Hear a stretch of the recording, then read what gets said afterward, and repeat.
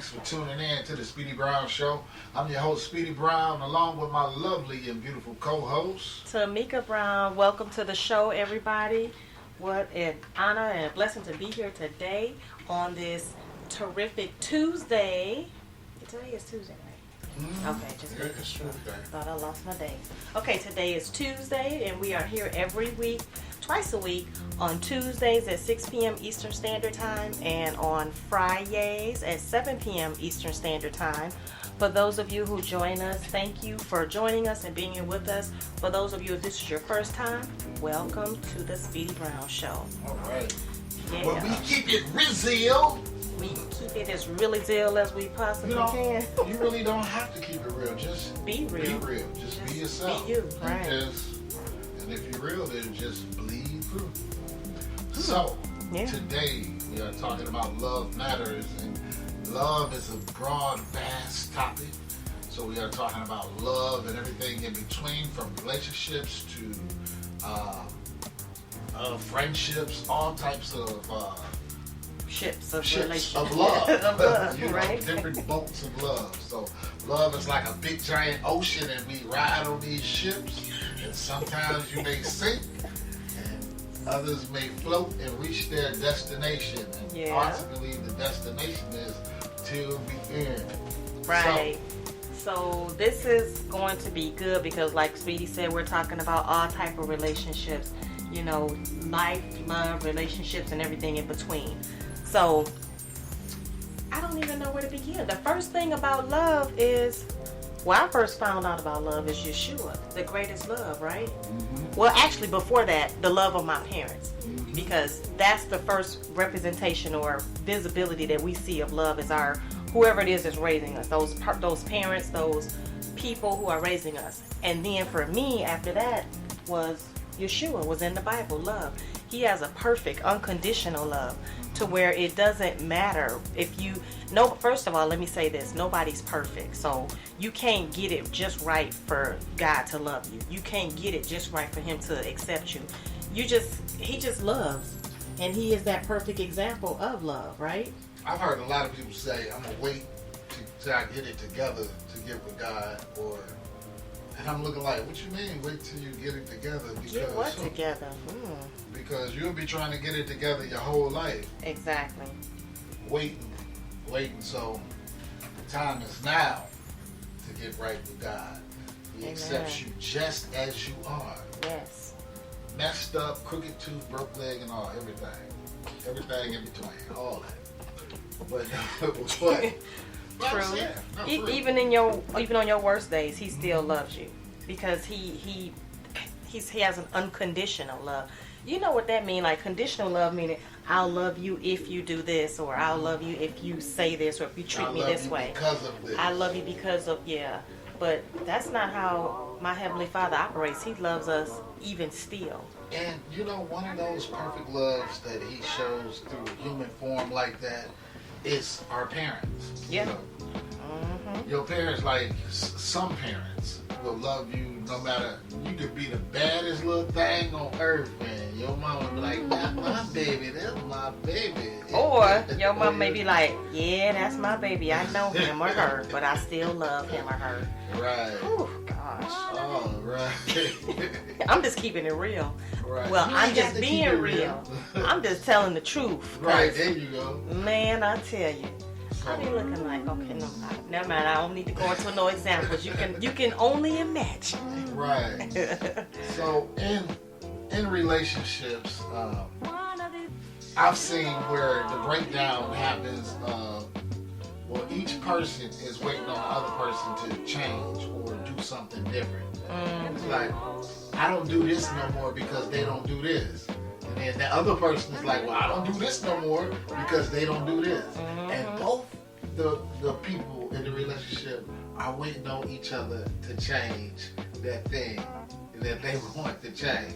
Wow. So, one of the perfect examples I've seen for demonstrating unconditional love in a marriage or a relationship, and that is that book Fireproof. You remember that book? Oh my goodness, that book. I mean, his wife. Ooh, I would have. I don't know. I probably would have ran out of gas on that one. Like, right, you know, I don't know. His bag. He kept he kept loving without condition. You know, see, most of us, we wait. We look for the reciprocal part. Like, okay, so I did this, so I expect this. I did this, so it's like... it's like a condition. Like, okay, I've done my part, so now I'm waiting on them to do their part. So you just, if you love, you do your part regardless. Regardless, right. Regardless of who's doing their part. And ladies, you cannot use the kuna as a weapon. You cannot withhold from your spouse because... I laugh because, hold on, let me stop. Because everybody may not know what the kuna is. Well, they got an imagination. They better put it use together. your context clues. Put it together from that sentence. You can't use your kuna as a weapon. As you a weapon. cannot use that. You ain't getting none because you ain't did this and that and that. No, ladies, you can't I do that. tell you, you are opening the door for the enemy to offer other plethora of opportunities to your significant other. And men, if you are doing the same thing, because women want sex just as much as men do. Hello. You are withholding. Don't do it. Then, don't do it because man at the job is waiting on you to slip up. Just waiting this time, just biding this time. Every day you want to bring your wife coffee and how you doing? Everything all right? You ain't asking because he concerned. He asking to see if you done messed up. Right. They want to see what can they get in? Can they get in where they fit in? But no, we don't want to leave those doors open, right? We don't want to have those doors open. So we have to be willing and pleasing to our husbands and to our wives, you know. So, husbands to your wives and wives to your husband. And if you're single and not married, listening to this, please stay, learn. Don't leave. Because God will definitely bless you with the desires of your heart. If your desire is to be married, He shall surely bring it to pass. So you want to learn about situations, and that's what a lot of people do. They do not prepare for the things that they want. I am preparing to be a billionaire, so in my mind, I'm already processing and thinking like a billionaire, with a lot of money. So that's what you have to do. Whatever it is that you want, prepare yourself in life for that. You want to be saved, you want to be a Christian, you want to go to heaven, prepare your life for that. All this stuff, all these things in relationships, you must prepare. And back to you, Tamika. What? I was saying something you cut me. I can't remember. What was I saying? I don't even know. I was not saying We was talking about relationships and how you don't want to withhold, and then we talked about... Okay, so let me see where I was going with that. I don't know, but ladies, let me tell you this. You don't want to use anything that you know that your husband likes as a weapon. As leverage. As leverage to say, well, I know, you don't want to do that because then you set yourself up and you set the whole relationship up for it to be conditional. And you don't want to have that conditional relationship with your spouse. You want to have that unconditional. We want to be a mirror, as close as a mirror as we can to our Heavenly Father, to our spouses, because that relationship that you have face to face with somebody, it has to be strong. Because how you gonna have a relationship up and down with the Most High? You don't even have that relationship face to face. It's hard. When it hurts. And that's when you gotta really press through. Is when that love hurts. Because guess what? Just who sang that song? Sometimes she's giving 30%, and another time I'm giving 80%. And then another time she's giving 20% and I'm giving, that song. Right. I can't remember who sings it, but there are times in relationships where one person is giving more than the other. That doesn't mean that the one that's giving the more, that you slack up to try to get an even balance. That means you just keep doing. Right. Keep doing what you want done to you. I've heard a couple say, well, she did this and he did that. Well, what about what you did? Right. Come on now. Keep doing your part. Right. And we about to jump around because this subject matter is more than about just man-woman relationships. It's about friendships too. If you have a friend that just take, you have built a relationship on taking. Wow. And they can't reciprocate. And if you are in a relationship where the person does not edify you or wants to uplift you, now I can speak for myself. Back in the day, when we used to blow them trees and hang out and all that, you could call somebody to smoke with like that. They be there. They be there. But you call them and say, hey, look, I got a job. You think you could possibly take me? Oh, I ain't got no gas. Wow. And call them back 10 minutes later, like, I got this blunt. Guess what? They done found They the money. gon' show up. Yo, must be the money. So they done found it. They gon' show up. That's not a good relationship. No. You want relationships where the people want to better you. I remember I had one friend.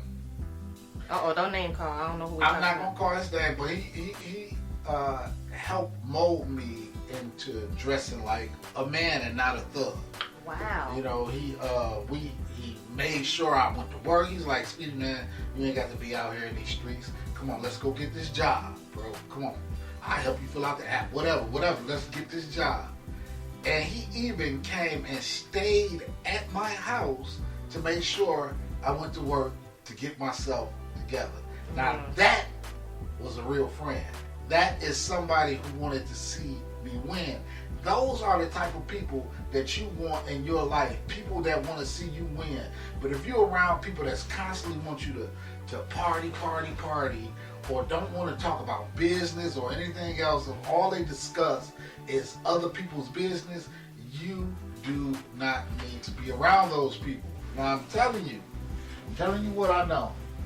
You want to be around people who gonna tell you, hey, bro, you got a wife at home. Why you checking out an old girl like that? Or sis, ain't you married? What you doing? Right. You know, you want somebody that's going to pull your coattail when you messing up. But if you got somebody out there that's feeding that ego, feeding that lower self, feeding you, telling you, hey, ain't nobody looking. God always looking. Yes. He's always watching, and he's ever present. And he sees all, knows all, and hears all. And I believe everything is a test. Friendships, relationships. God is going to hold us accountable. The Most High is going to hold us accountable for every last relationship and everything that we do and say in life. So you want to try to be the best person that you can be. And just know this, when you do decide to elevate and grow, you are always going to be tested, because with every level, I guarantee you, and I can promise you this, there is a new devil to fight, and sometimes you fighting stuff that you have never seen before, things be manifesting that you have never seen before, and you are battling people that you have never battled before. Wow. So I'm going to put it to you like this. So when you get the money, when you get the fame, when you get the fortune, all the things that you sought after, just be prepared. And be prepared for phony relationships. Be prepared for conditional relationships. So love and everything in between, love matters most out of everything. Out of all the money that you can get, out of all the friends that you can have, love matters the most. Apostle Paul said, I got all these spiritual gifts, I'm going to sum it up for you. He could prophesy, he could talk to the angels, he could cast out demons and devils. But if he did all that and did not have love, it would profit him nothing. Because the greatest commandment that the Most High gave us is that we would love one another